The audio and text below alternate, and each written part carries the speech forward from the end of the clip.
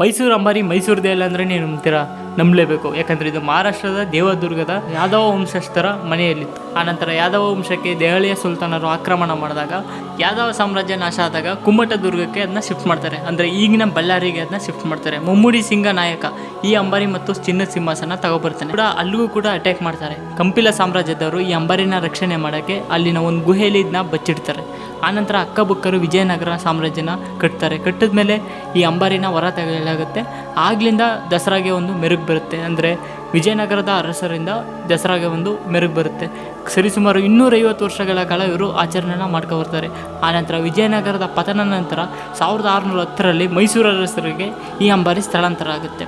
ಆನಂತರ 1610ರಿಂದ 1973ರವರೆಗೂ ಮೈಸೂರಿನ ರಾಜರು ಇದ್ರ ಮೇಲೆ ಕುಂತ್ಕೊಂಡು ದಸರಾನ ವೀಕ್ಷಣೆ ಮಾಡ್ತಾಯಿದ್ರು. 1974ರಿಂದ ತಾಯಿ ಚಾಮುಂಡೇಶ್ವರಿ ವಿಗ್ರಹನ ಅಂಬಾರಿ ಮೇಲಿಟ್ಟು ಪೂಜೆ ಮಾಡ್ತಾ ಬಂದಿದ್ದಾರೆ. ಅಂದಿನಿಂದ ಇಂದಿನವರೆಗೂ ದಸರಾನ ಬಹಳ ವಿಜೃಂಭಣೆಯಿಂದ ಮಾಡ್ತಾ ಹೋಗ್ತಾ ಇದ್ದಾರೆ. ಎಷ್ಟೋ ಜನಕ್ಕೆ ಈ ಮಾಹಿತಿ ಗೊತ್ತಿಲ್ಲ. ದಯವಿಟ್ಟು ಎಷ್ಟೋ ಜನಕ್ಕಾಗುತ್ತೆ ಅಷ್ಟು ಜನಕ್ಕೆ ಈ ಮಾಹಿತಿನ ತಲುಪಿಸಿ. ಮತ್ತೆ ಸಿಗೋಣ ನೆಕ್ಸ್ಟ್ ವಿಡಿಯೋದಲ್ಲಿ.